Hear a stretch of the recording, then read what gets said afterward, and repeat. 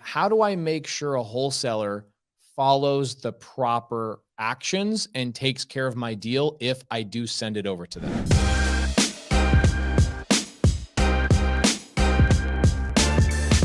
Well, first and foremost, they've got to be working a deal at the same number that you're working at. When you see deals that are being sent out at like 10, 15 different prices, that's just confusing to the marketplace, first and foremost. So I always Wait, try to get what alignment does on that mean? price. Alignment on price, meaning, hey, if you're sending a deal out at 500,000, I want to be able to send a deal out at 500,000 as well. If I've got to send it out Okay, at so let's say 510, Jamil, I go to you and I go, hey, Jamil, I want to use the leverage and power of Keegly, which I've used hundreds of times and I love Keegly. And you go, yeah, no problem. We're going to go market it. Or what are you marketing it at? And I go, well, I'm marketing it at 600. That means that you're not going to go out and market it at 650 so that there's confusion in the marketplace. Is that correct? Correct. You and Okay, I are got going to it. come to alignment on price, and we're going to say, hey, look, what does this look like? What do your numbers look like? You know, if you're not willing to tell me where your basis is on a deal, then it doesn't matter, because you and I aren't coming to terms because you're not willing to be transparent, and I'm not going to want to work as hard for you as possible. The facts is that I want to sell the deal for as much as I can sell the deal for.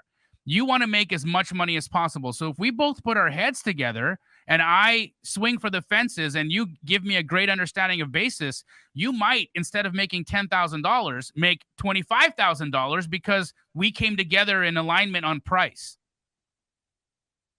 Does that make sense? Absolutely. So alignment on price. And then, just like Rocky just said, documentation, 1,000%.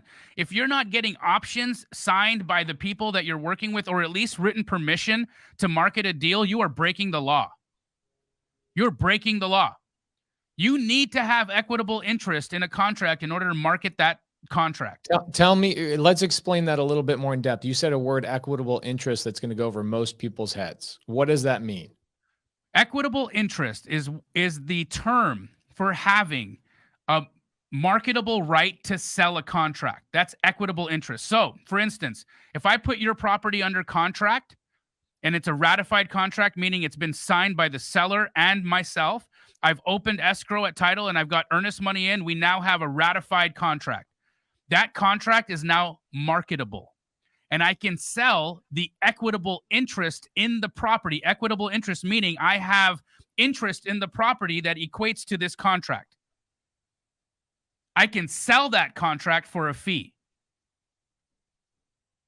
But if I'm just sending out an address with a price, I don't have equitable interest.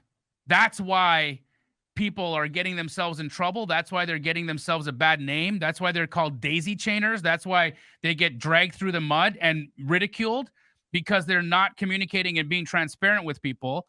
And even though they're trying to add value to the marketplace, even though they're trying to be helpful, even though all they want to do is bring a buyer to the table because they might know they have a buyer for a deal.